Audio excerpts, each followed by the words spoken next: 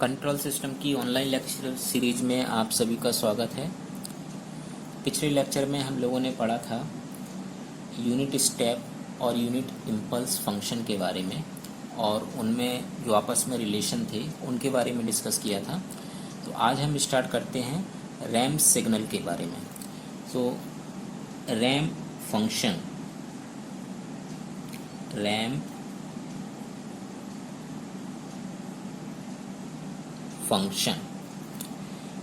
Function हम लोग बात करेंगे कंटिन्यूस टाइम डोमेन में। अभी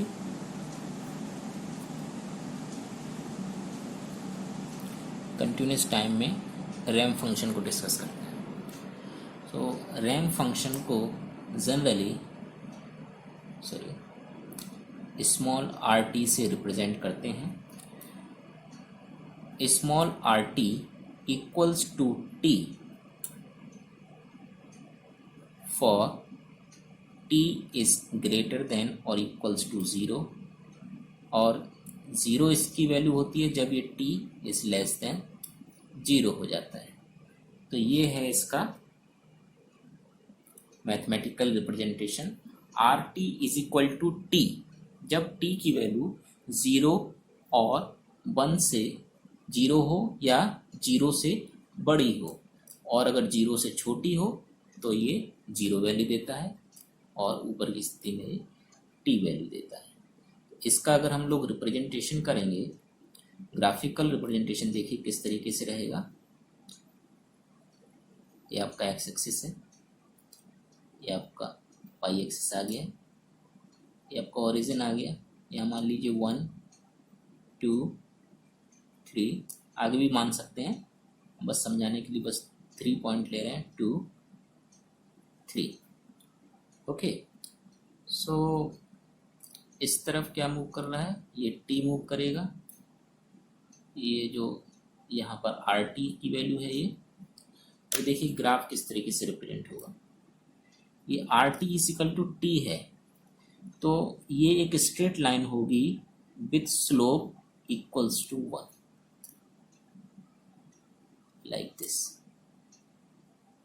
इस तरीके से इसको रिप्रेजेंट करेंगे। तो r T is equal to T है, इसका स्लोप क्या है, दिस, ये इसका स्लोप कहते हैं। इस स्थिति में जो स्लोप होता है वो 1 होता है, यूनिटी होता है। ठीक है, तो रैम्प फंक्शन में जब R T is equal to T है for T is greater than और equal to 0 and 0 for t is less than 0, तो उसका ग्राफिकल रिप्रेजेंटेशन इस तरीके का होगा, और इसमें एक सीधी लाइन होगी जिसका स्लोप होगा 1। हिंदी में बोलते हैं प्रवणता इसकी 1 होगी। ठीक है, अब मान के चलते हैं कि रैम्प फंक्शन हमारे पास एक ऐसा है जिसकी प्रवणता 1 नहीं है, कुछ और है। तो कुछ और के लिए आपको यहाँ पर मान लीजिए किसी k से मल्टीप्लाई कर दिया, एक नंबर था, तो ये जो है t ना हो के अब ये kt हो जाएगा। For t is less than equals to for t is greater than equals to 0 and 0 for t is less than 0। ठीक है, सो अब इसका रिप्रेजेंटेशन देखिए, इसका भी रिप्रेजेंटेशन देख लेते हैं, लाइक दिस। यहाँ पर आपका y एक्सिस आ गया, ये है आपका k r t। इसमें जो k होता है वो प्रवणता को रिप्रेजेंट करता है, स्लोप को रिप्रेजेंट करता है। तो इस स्थिति में यहाँ पर आप मानिए 1 2 3, यहाँ पर उसके रिस्पेक्टिव आपको मिल जाएंगे 3 2 1, लाइक दिस। इसकी जो कर्व आएगा वो कुछ ऊपर की ओर झुका हुआ था। ठीक है, अब इसका स्लोप ले लीजिए, कहीं से भी इस कर्व पर कोई बिंदु लीजिए, यहाँ पर एक परपेंडिकुलर डालिए और यहाँ पर एक हॉरिजॉन्टल लाइन खींच दीजिए। ये जो स्लोप है अब इस स्थिति में स्लोप इक्वल्स टू के है। पहली स्थिति में जो स्लोप था वो 1 था और अभी की स्थिति में जो स्लोप है वो के है। सो इस तरीके से हम लोग रैंप फंक्शन को रिप्रेजेंट करते हैं। रैंप फंक्शन में आप ये देख लीजिए डिलेड रैंप भी होता है, वो देखते हैं किस तरीके से होता है। Delayed ramp, delayed ramp function. तो मान लीजिए जैसा कि हमने पहले इम्पल्स रिस्पॉन्स के लिए और यूनिट स्टेप के लिए किया था, मान लीजिए डिले इक्वल्स टू है, डिले इक्वल्स टू टी बराबर ए। ठीक है, तो हम रिप्रेजेंटेशन किस तरह से होगा, r t minus a equals to t, जहाँ 0 था अब वहाँ ए हो जाएगा, अगर टी बड़ा है और बराबर है ए से, और 0 अगर टी इज लेस देन है ए से। इस तरीके से ये रिप्रेजेंटेशन होगा। अब क्या है कि इसका अगर हमको ग्राफिकल रूप में दिखाना चाहें तो किस तरीके से होगा वो भी देख लेते हैं। इसका ग्राफिकल रिप्रेजेंटेशन थोड़ा इंटरेस्टिंग है, देख लेते हैं। लाइक यहाँ पर ये एक्स एक्सिस आया, ये आपका वाई एक्सिस आ गया है। ओके, यहाँ मान लीजिए ए है, यहाँ पर एक चीज़ और हम जो एज यूजुअल मानते हैं, ए जो है 0 से बड़ा है, कोई पॉजिटिव नंबर है। तो यहाँ पर मान लीजिए ये है ए। ओके, यहाँ पर मान लेते हैं 1 2 3, 1 2 3, यहाँ पर ही मानना पड़ेगा 1 2 3, 1 2 3। तो 1 2 3 मान तो लिया, लेकिन ये वैल्यू क्या हो जाएगी, a प्लस 1 हो जाएगी, क्योंकि यहाँ से यहाँ तक a है, फिर उसके बाद 1 है, a प्लस 1, उसी तरह a प्लस 2, a प्लस 3। तो ये बिंदु जो है वो a को रिप्रेजेंट कर रहा है, ये बिंदु a प्लस 1 को, ये बिंदु a प्लस 2 को, ये बिंदु a प्लस 3 को, और यहाँ पर ये 1 2 3 है।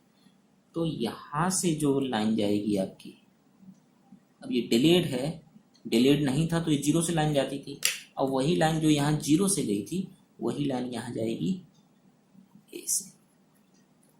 ओके, और लाइक दिस, यहाँ से आपका स्लोप निकलेगा, इसका स्लोप भी 1 होगा। ये जो स्लोप है, स्लोप इक्वल्स टू 1।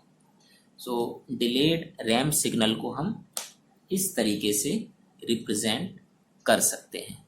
ओके, इसमें कोई दिक्कत नहीं है, काफ़ी इजी है। सो हमने क्या देख लिया है कि यूनिट स्लोप देख लिया है, फिर हमने स्लोप को चेंज करके रिप्रेजेंटेशन देख लिया है, फिर हमने डिले करके फंक्शन को डिले करके देख लिया। ओके, तो अब इसका रिप्रेजेंटेशन हम लोग देख लेते हैं डिस्क्रीट डोमेन में किस तरीके से रिप्रेजेंटेशन रहेगा इसका। सो स्टार्ट करते हैं discrete domain, ramp function in discrete domain. Ramp, इसको लाइन खींच दीजिए, रैंप फंक्शन डिस्क्रीट टाइम में बात करेंगे अब हम, discrete time. Okay, discrete time में ले लीजिए। तो डिस्क्रीट टाइम में RT की जगह RN हो जाता है। RN में RN equals to N for N is greater than और इक्वल्स टू 0 और 0 for N is less than 0। Simple वही रिप्रेजेंटेशन है, सिर्फ T को N ने रिप्लेस कर दिया। ओके, अब इसका रिप्रेजेंटेशन किस तरह होगा वो देखने वाली चीज़ है। ये रिप्रेजेंटेशन आप देख लेते हैं।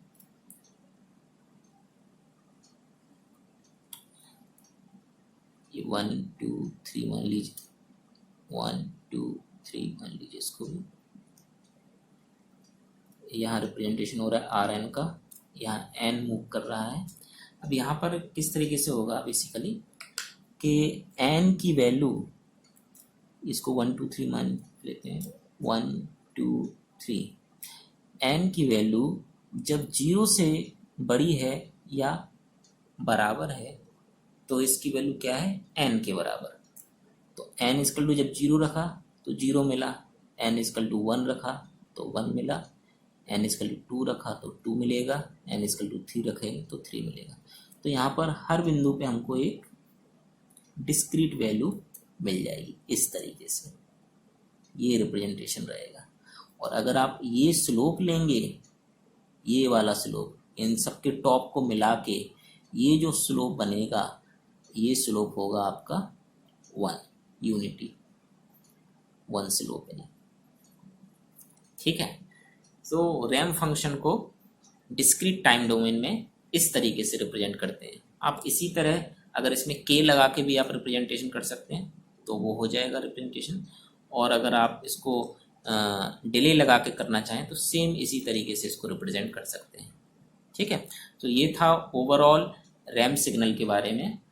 अब आइए चलते हैं हम लोग रिलेशन रैम, हमने 3 सिग्नल पढ़े हैं, RAM signal, unit step signal और यूनिट इम्पल्स सिग्नल। इन तीनों सिग्नल्स में आपस में क्या क्या रिलेशंस हैं वो देख लेते हैं। सो रिलेशन बिटवीन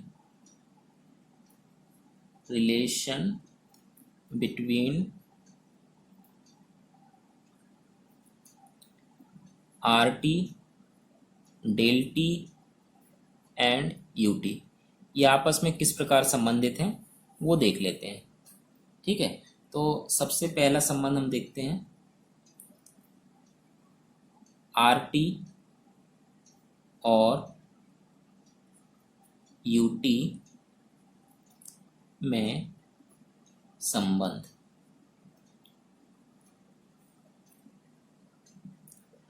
RT और UT में जो संबंध है वो देखिए, UT बराबर होता है d/dt of RT। RAM function का डिफरेंशिएशन यूनिट स्टेप फंक्शन के बराबर होता है। इसी को हम उल्टा करके रख सकते हैं इंटीग्रल फॉर्म में। RT, दोनों पक्षों का इंटीग्रल ले लीजिए तो RT इक्वल्स टू मिल जाएगा इंटीग्रल UT ऑफ DT। सो ये दोनों रिलेशन हैं RT और UT में, ये हमारा पहला रिलेशन है। तो इसको हम 2 तरीके से बोल सकते हैं कि रैम सिग्नल का डेरिवेटिव यूनिट स्टेप फंक्शन के बराबर होता है और यूनिट स्टेप फंक्शन का इंटीग्रेशन रैम सिग्नल के बराबर होता है। सो दूसरा रिलेशन देख लेते हैं। दूसरा रिलेशन इसमें है इम्पल्स फंक्शन और यूनिट स्टेप में संबंध।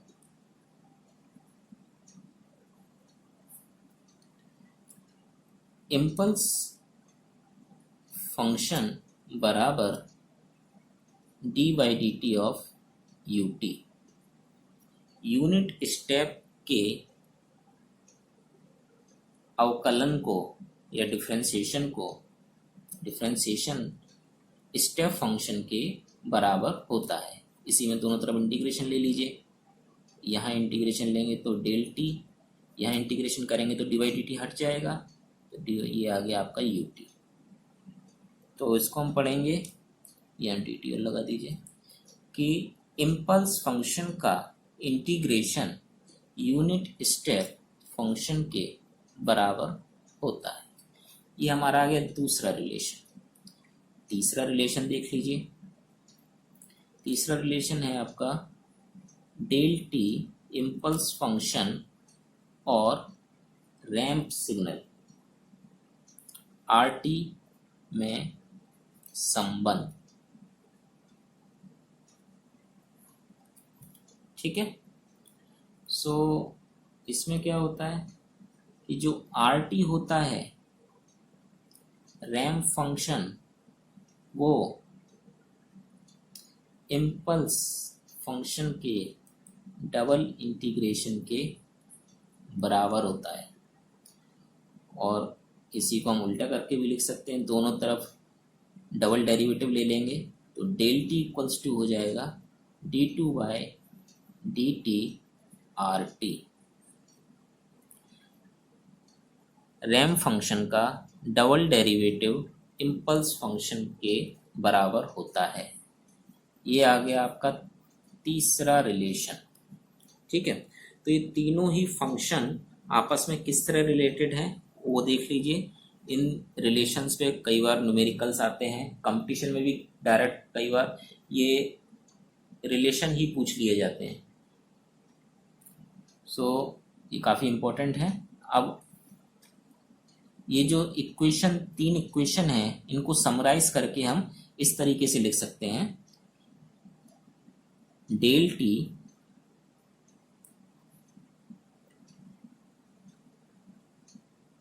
टी का जब इंटीग्रेशन किया, ये देखिए डेल टी का हमने इन तीनों ही इक्वेशन को समराइज करके लिख रहे हैं। डेल टी का इंटीग्रेशन किया, डेल टी का इंटीग्रेशन किसके बराबर है? यू टी के बराबर, तो यू टी मिला। और जब यू टी का इंटीग्रेशन किया तो आर टी मिला, फिर से इंटीग्रेशन कर दिया, तो हमको क्या मिल गया? Ramp function. ये एक लाइन में रिलेशन आ गया। अब इसी लाइन को उल्टा कर देते हैं कि अगर आर टी रैंप फंक्शन का डिफरेंशिएशन किया तो यू टी मिला। ये देखिए रैंप फंक्शन का डिफरेंशिएशन किया तो यू टी मिला, और यू टी का डिफरेंशिएशन किया, कहाँ किया? यू टी का डिफरेंशिएशन किया तो क्या मिला? इम्पल्स। यू टी का डिफरेंशिएशन किया तो क्या मिल गया? Del T. ओके, सो ये था overall summarization relation between r t, del t और यू टी के बीच। तो आइए एक न्यूमेरिकल सॉल्व कर लेते हैं इसमें। ये एंटिटी हमने पिछले लेक्चर में पढ़ी थी, del n equals to u n minus 1। ठीक है, इस एंटिटी को प्रूव करते हैं तो एक ग्राफिकल रिप्रेजेंटेशन की जरूरत होगी। तो सबसे पहले हमें पता होना चाहिए यू एन क्या है। यू एन है आपका 1 अगर एन बड़ा है और बराबर है 0 के, और यही यू एन 0 हो जाता है जब एन जो है लेस देन 0 हो जाता है। तो इसका रिप्रेजेंटेशन किस तरीके से होगा, ये देखिए रिप्रेजेंटेशन कर लेते हैं पहले हम लोग। ये हमने 0 माना, 1 2 3 4 एंड सो ऑन। तो इसका जब रिप्रेजेंटेशन कर रहे हैं तो हमें यहाँ पर 1 वैल्यू मिलेगी, और n 0 से जब यहाँ तक जाएंगे तो हमको ये मिल रहा है, देखिए like this and so on. ठीक है, 4 तक रिप्रेजेंट करना है हम लोग, क्योंकि डिस्क्रीट वैल्यू है ना, तो डिस्क्रीट वैल्यू इस तरीके से रिप्रेजेंट की जाती है। अब दूसरी एंटिटी आपकी क्या है? दूसरी एंटिटी है u n minus 1। U n minus 1 क्या कहता है ये देख लेते हैं। यू एन माइनस 1 क्या होगा, ये देखिए डिलेड वाला है। डिलेड में हमने एग्जाम्पल लिया था ना, तो यहाँ ए की जगह दिया हुआ है 1, तो ये इक्वेशन भी 1 देगा जब n इज ग्रेटर देन और इक्वल्स टू, सॉरी 0 नहीं होगा, n greater than equal to 1, और 0 होगा जब n इज लेस देन 1। इसकी इक्वेशन इस तरीके से होगी। इसका रिप्रेजेंटेशन देख लेते हैं। इसका रिप्रेजेंटेशन देखिए,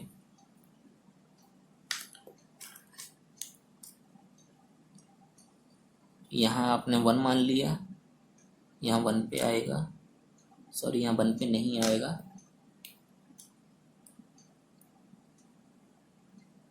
ये UN-1 है ना,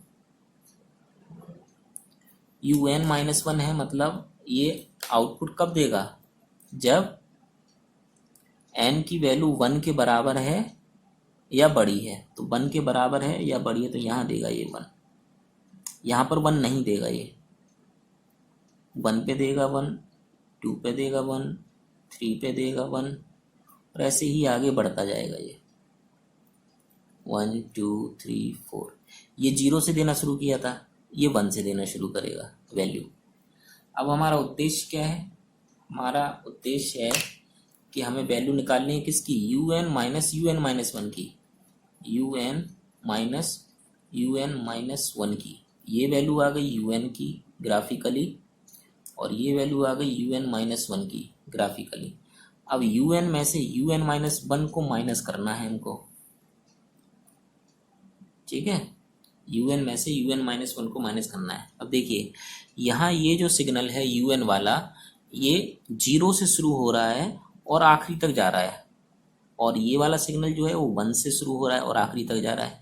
इस सिग्नल में से इसको घटाना है, तो ये 1 वाले में से 1 हट जाएगा, 2 वाले में से 2, 3 वाले में से 3, 4 वाले में से 4, ऐसे सारे हट जाएंगे, सिर्फ कौन सा बचेगा, ये वाला बचेगा। तो इसका रिप्रेजेंटेशन क्या होगा, इसका रिप्रेजेंटेशन होगा लाइक दिस, कि बस 0 पर हमें क्या मिल रहा है, 1 वैल्यू, और बाकी सब 0 हैं। यहाँ भी 0 है, यहाँ भी 0 है, जैसे यहाँ तो 0 थे ही। तो अभी ये देखिए कि जो हमारा रिप्रेजेंटेशन है UN-1 का, तो क्या आ गया, इसके बराबर। लेकिन ये रिप्रेजेंटेशन किसका है, ये रिप्रेजेंटेशन है आपकी डेल एन का। डेल एन बराबर क्या होता है, डेल एन बोलता है डेल एन इक्वल्स टू 1 अगर n की वैल्यू 0 है, और 0 अगर n की वैल्यू 0 नहीं है, ठीक है, n की वैल्यू 0 नहीं है। तो ये देखिए ये जो रिप्रेजेंटेशन है वो किसका है, डेल एन का। तो ये प्रूफ हो गया कि UN-1 equals to del N, ठीक है। तो इस तरीके के कुछ न्यूमेरिकल आपके एग्जाम में आ सकते हैं, तो रेफरेंस बुक से आप प्रैक्टिस करते रहिएगा। तो ये था आज तक के लेक्चर के लिए। तो ये जो बेसिक सिग्नल थे, बेसिक सिग्नल हमारा कंप्लीट होता है कंट्रोल सिस्टम में, यही बेसिक सिग्नल यूज होंगे। तो आगे के लेक्चर में हम लोग लाप्लास ट्रांसफॉर्म के बारे में पढ़ेंगे, क्योंकि लाप्लास ट्रांसफॉर्म जो है टाइम, किसी भी टाइम डोमेन वाले सिग्नल को एस डोमेन में कन्वर्ट करने के लिए वो